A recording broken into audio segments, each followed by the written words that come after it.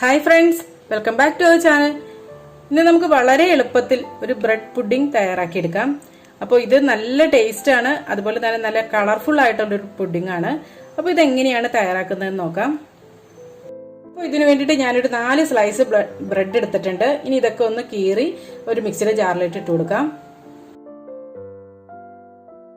ഇനി ഇതിലേക്ക് ഒരു 2 കപ്പ് പാൽ ഒഴിച്ചു കൊടുക്കാം, അതായത് 1/2 ലിറ്റർ പാല്.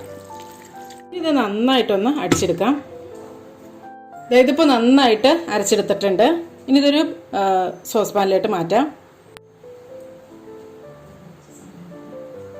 ഇനി ഇതിലേക്ക് ഒരു 1/2 കപ്പ് പഞ്ചസാര ചേർക്കാം.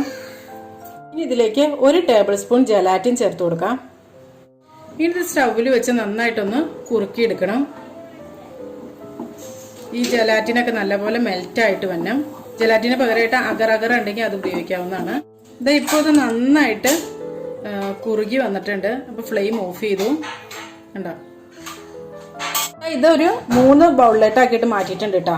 അപ്പോൾ ഇനി ഒരു ബൗളിലോട്ട് നമുക്ക് 1 ടേബിൾ സ്പൂൺ കൊക്കോ പൗഡർ ചേർത്ത് കൊടുക്കാം. ഇത് നന്നായിട്ടൊന്ന് മിക്സ് ചെയ്തെടുക്കാം. അപ്പോൾ നമുക്ക് ആദ്യം ഈ ജലാറ്റിൻ ഇങ്ങനെ കട്ട കൂടിയ പോലെ അങ്ങനെയൊക്കെ വല്ല കിട്ടുവാണെങ്കിൽ മിക്സിയിലിട്ട് ഒന്ന് അടിച്ചെടുത്തോളൂ കേട്ടോ. അപ്പോൾ നല്ല പെർഫെക്റ്റ് ആയിട്ട് തന്നെ കിട്ടിക്കോളും. ഇതിലേക്ക് ഒരു സ്ട്രോബെറിയുടെ എസൻസ് ആണ് ചേർക്കുന്നത്.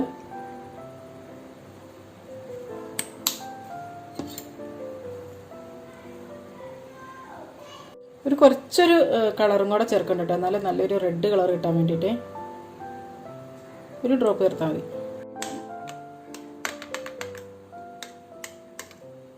ഒരു 1/2 ടീസ്പൂൺ വാനില എസൻസ് ചേർത്ത് കൊടുക്കാം. ഇത് നന്നായിട്ടൊന്ന് മിക്സ് ചെയ്തെടുക്കാം. ഇതാ ചൂടോടുകൂടി തന്നെ ചെയ്യണം കേട്ടോ, സെറ്റ് ആയിട്ടുണ്ടെങ്കിൽ പിന്നെ ഒന്നും ചെയ്യാൻ പറ്റില്ല. ഇതിനകത്ത് കുറച്ച് എണ്ണ തടവി വെച്ചിട്ടുണ്ട്. അപ്പോൾ ഇനി ഇതിനകത്തേക്ക് ഒഴിച്ചു കൊടുക്കാം. അപ്പോൾ ഫസ്റ്റ് ലെയറായിട്ട് നമ്മൾ ആ വാനില മിക്സ് ചെയ്തല്ലോ, അതാണ് ഒഴിച്ചു കൊടുക്കുന്നത്. സെക്കൻഡ് ലെയറായിട്ട് സ്ട്രോബെറി ഒഴിച്ചു കൊടുക്കുക. ഇനി ഇതിൻ്റെ മുകളിലായിട്ട് നമുക്ക് ഈ ഒരു ചോക്ലേറ്റ് ഒഴിച്ചു കൊടുക്കാം.